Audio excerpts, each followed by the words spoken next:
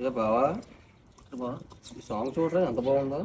ఒరే ఈ సాంగ్ బాగుందని నేను నిన్నే చూశాను రా. ఈ సాంగ్ మాత్రం ఐపీచి హై రేంజ్ లో ఇచ్చాడు. చాలా గొప్ప విషయం ఇది. ఊరుకో బావా, ఈ సాంగ్ ఇప్పుడు ఎవరు ఎక్కడ వినడం నేను చూడలేదు. ఒరే నీకు తెలియదురా, ఒరే బావా, మన ఊర్లో అయితే ఈ సాంగ్ ఎక్కడ వినడం నేను చూడలేదు బావా. ఈ సాంగ్ ఐపీచి ఇచ్చాడు రా, ఒక లెవెల్లో ఉంది ఆ సాంగ్. ఊరుకో బావా, ఈ పిచ్చి లేదు సాంగ్, అసలు వినలేదు నేను ఇప్పుడు వచ్చే సాంగ్. ఈ సాంగ్ నువ్వు బాగుంది అంటున్నావు నువ్వు. ఆనంద్ ఐపీచి ఇచ్చాడు రా, నీకు తెలియదురా. ఏ కుర్రలు ఏంటి ఏంటి మీ ప్రాబ్లం ఏంటి? అంటే మనోడు ఈ సాంగ్ బాగోలేదనేసి అంటున్నాడు. ఈ సాంగ్ ఐపీజీ ఇచ్చి ఒక రేంజ్ లో ఉందనేసి నేను అంటున్నాను. అవునా? అవును. ఏ సాంగ్ రా? ఇది దేవదాస్ మూవీలో సాంగా? ఇదేంట్రా, ఈ సాంగ్ కూడా వినే వాళ్ళు ఉన్నారనమాట. ఉన్నారు బాబా. అయ్యే నేను ఇప్పటి వరకు నేనైతే ఎప్పుడు వినలేదురా ఈ సాంగ్. మరి ఈ సాంగ్ గురించి ఎవరు చెప్పుకోవడం కూడా. ఒకసారి వినిన తర్వాత ఆ పాట ఎలా ఉంటుందో ఒకసారి నువ్వు రివ్యూ చేయి ఈ సాంగ్ కి. అవునా? డెఫినెట్ గా రివ్యూ చేద్దాం రా. ఓకే. హాయ్ హలో అందరికీ నమస్తే. Welcome to my channel Prashant Vanka 18. Please దయచేసి అందరూ కూడా సబ్స్క్రైబ్ చేసుకోండి. అలాగే మీ నైబర్స్కి మీ ఫ్రెండ్స్కి కనీసం మీరైనా రికమెండ్ చేయండి. యూట్యూబ్ వాళ్ళు ఎలాగ రికమెండ్ చేయట్లేదు. యూట్యూబ్ వాళ్ళు డెఫినెట్గా ఏదో ఒక రోజు నన్ను గుర్తిస్తారు, వాళ్ళు రికమెండ్ చేస్తారు. వాళ్ళు గుర్తించక ముందే దయచేసి మీరు గుర్తించండి. ఓకే, రివ్యూలోకి వెళ్ళిపోతే వాళ్ళు డిస్కస్ చేసుకుంటున్నారు కదా ఈ సాంగ్ కోసం. నిజంగా నాకు ఆశ్చర్యం అనిపించిందండి వాస్తవం చెప్పాలంటే. అదేంట్రా వీళ్ళు ఏదో డిస్కస్ చేసుకుంటున్నారు, ఒక ఏదో పెద్ద మంచి సాంగ్ ఏమో అంటే ప్రతి ఒక్కరికి కూడా బాగా తెలిసిన సాంగ్ అయి ఉంటుంది. ఆ లిరిక్స్ అది ఇది అని అంటున్నారు. ఏంట్రా అంత మంచి సాంగ్ ఏంట్రా నేను అనుకున్నా. చివరికి చూసిన తర్వాత ఈ సాంగ్ లో ఏముంటుందిరా, వీళ్ళకి నచ్చింది ఏముందిరా అని చెప్పేసి నాకు అనిపించింది. వాస్తవం చెప్పాలి నిజంగా అనిపించిందండి నాకు. ఈ సాంగ్ లో ఏముందిరా వీళ్ళు డిస్కస్ చేసుకోవడానికి అని చెప్పేసి అనిపించింది. కానీ ఈ సాంగ్ లో ఫస్ట్ ఉందండి, నిజంగా ఉందండి. సాంగ్ విన్న తర్వాత నిజంగా రివ్యూ చేయాల్సిన సాంగే ఇది. ఫస్ట్ అనుకున్నాను ఈ సాంగ్ రివ్యూ చేయాల్సిన అవసరం ఉందా, వీళ్ళు డిస్కస్ చేసుకుంటున్నారు కానీ మనల్ని అడుగుతున్నారు కానీ రివ్యూ చేయాల్సిన అవసరం ఉందా అని అనుకున్నా. కానీ ఉందండి, నిజంగా ఉందండి. రివ్యూలోకి వెళ్ళిపోతాం. ఇప్పుడు రివ్యూ చేయబోతున్న సాంగ్ అడిగి అడగలేక, దేవదాస్ మూవీ నుంచి. మన రామ్ పోతినేని ఉన్నారు కదా, ఆయన ఫస్ట్ మూవీ దేవదాస్ మూవీ నుంచి. అసలు బేసిక్గా ఈ సినిమా ఇంత హిట్ అవుతుందని ఎవ్వరూ ఎక్స్పెక్టేషన్స్ చేయలే వాస్తవం చెప్పాలంటే. ఎందుకంటే ఒక చిన్న హీరో, 17 సంవత్సరాల హీరో రామ్ పోతినేని. అప్పటికి 16వ సంవత్సరం నుంచి షూటింగ్, 17వ సంవత్సరంలో సినిమా వచ్చింది. అలాంటి హీరోకి అంత బడ్జెట్ పెట్టి వైవిఎస్ చౌదరి డైరెక్షన్, మంచి అంగిల్తో ఒక స్టోరీ నమ్ముకున్నారు, మంచి హిట్ అయ్యింది. దాని మ్యూజిక్ చక్రి గారు వేరే లెవెల్కి వెళ్ళిపోయింది. సినిమా మంచి హిట్ అయింది. సో ఆ మూవీ నుంచి చక్రి గారు మ్యూజిక్ ఇచ్చినటువంటి ఆ సాంగ్ నుంచి, అలాగే సందర్భోస్ గారు లిరిక్స్ రాసినటువంటి అడిగి అడగలేక సాంగ్ నేను రివ్యూ చేయబోతున్నా. ఈ సాంగ్ పాడింది ఎవర్రా అంటే కార్తిక్. అడిగి అడగలేక ఒక మాటే అడగనా. ఇక్కడ ఏంట్రా అంటే ప్రేమికులు ఒకరినొకరు అడుక్కుంటున్నారు. ఎలా? చాలా విచిత్రంగా ఉంటుంది ఈ సాంగ్. డెఫినెట్ గా అన్ని సాంగుల్లో కూడా వన్ సైడ్ ఉంటుంది కానీ, అంటే క్లారిటీ ఉంటుంది కానీ ఇందులో మాత్రం క్లారిటీ ఉండదండి. మీరే ఒక్కసారి చూడండి, ఫైనల్ గా మీకే అర్థమవుతుంది. నేను చెప్పడం కాదు కానీ మీకే అర్థమవుతుంది. అడిగి అడగలేకట ఒక మాట అడగనా అని స్టార్ట్ అయ్యి, తెలిపి తెలపలేక ఒక మాట తెలపనా, ఆశగా అడగనా నీ అడుగునై అడగనా, మౌనమై తెలపనా నీ దానినై తెలపనా. చూడు ఎలాగా అసలు అడిగి అడగలేక ఒక మాట అడగనా, ఓకే బాగుంది. ఒక మాట అడగనా, తెలిపి తెలపలేకట ఒక మాట తెలపనా, అడిగి అడగలేక ఒక మాట అడగనా అని ఎవరినైనా అంటామా మనం? అసలు తెలిపి తెలపలేక ఒక మాట తెలపనా అని చెప్పేసి ఎవరికైనా చెప్తామా? చాలా విచిత్రంగా ఉంది కదా. అక్కడే విచిత్రం అనుకుంటే ఇంకా చూడండి, ఆశగా అడగనా అని చెప్పేసి ఎవరైనా అంటారా? చూడండి ఎంత విచిత్రంగా ఉందంటే సాంగ్. అసలు నిజంగా ఈ సాంగ్లో ఏముందా అనుకున్నాను, నిజంగా అనుకున్నానండి వాస్తవం చెప్పాలంటే. ఆశగా అడగనా నీ అడుగునే అడగనా, నీ అడుగునే అడగనా, మౌనుమా తెలపనా నీ దానినై తెలపనా. చూడండి, మౌనమై తెలపనా నీ దాన్నై తెలపనా. ఎన్ని జన్మలైన జంట వీడరాదని. చరణానికి వస్తే పెదవ కన్నా ఎద తీయనది, పెదవ కన్నా తీయనిదట.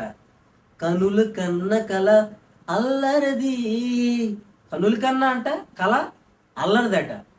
నువ్వు కన్న సిగ్గే నాణ్యమైనది, జన్మ కన్న ప్రేమే నమ్మకైనది, ఎన్ని జన్మలైన ప్రేమ మాయరానిది. ఇక్కడ చూడండి, పెదవ కన్నా ఎదంట తీయనిదట, పెదవ కన్నా ఎద తీయనిదట, కనుల కన్నా కల అల్లరిదట. అలాగే నవ్వు కన్నట సిగ్గట నాణ్యమైనదట, నవ్వు కన్నా సిగ్గు నాణ్యమైనదట, జన్మ కన్నా ప్రేమ నమ్మకమైనదట. అయితే ఇక్కడ హైలైట్ ఏంట్రా అంటే అక్కడ అంత డిఫరెంట్గా ఉందా అన్నాను కదా, అలా సింపుల్గా వెళ్ళే సాంగ్ చూడండి ఇక్కడ ఎలా తీసాడు అంటే నిజంగా కార్తిక్ భయ్య సూపర్ భయ్య, నిజంగా హైలైట్ ఇదే ఇక్కడ ఈ సాంగ్కి. నవ్వు కన్న సిగ్గే నాణ్యమైనది, జన్మ కన్న ప్రేమే నమ్మకైనది. అది ఈ పిచ్ నార్మల్గా వెళ్తున్న సాంగ్ లో ఈ పిచ్ తీసాడు చూడండి, అది హైలైట్.